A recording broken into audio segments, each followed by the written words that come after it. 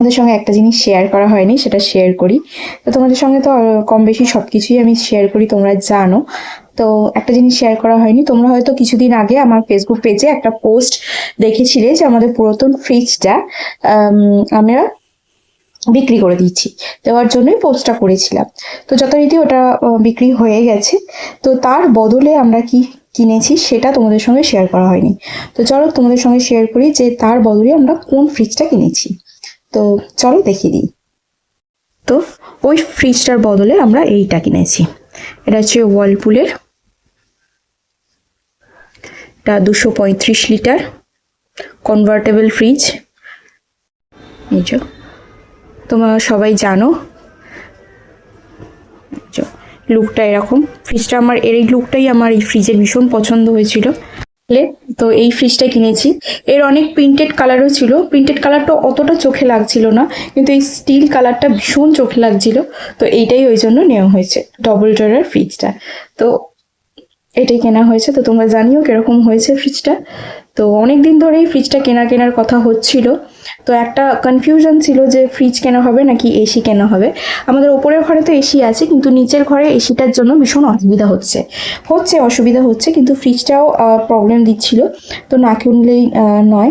তো সেই কারণে এখন যখন চলে যাচ্ছে, উপরে একটা ঘরে তো এসি রয়েছে, চলে যাচ্ছে, তো সেই কারণে বলা হলো তাহলে ফ্রিজটা যখন এমার্জেন্সি দরকার, তো ফ্রিজটাই ওই জন্য আগে কেনা হোক, তারপরে এসিটা কেনা হবে। তো সেই কারণে ফ্রিজটা কেনা হয়েছে। তো তোমরা জানিও যে ফ্রিজটা কেমন হয়েছে। তো চলো শেয়ার করে দিলাম তোমাদেরকে। তো এবার চলো ওপরে যাই, ওপরে একটুখানি বসি। তো জামা কাপড়গুলো দেওয়া আছে রোদের মধ্যে।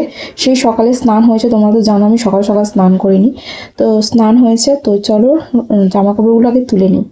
তো চলো আগে লাঞ্চ কি হয়েছে সেটা শেয়ার করে দিই। চলো লাঞ্চটা আগে শেয়ার করে দিই তোমাদের সাথে। সিম্পল লাঞ্চ হচ্ছে, তোমরা তো জানোই এই গরমের মধ্যে সিম্পল লাঞ্চ করাটাই ভালো।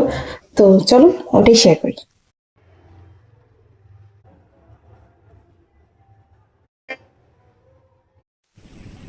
তো ওপরে তো চলে এসেছি, ওপরে চলে এসে একটু বসে আছি।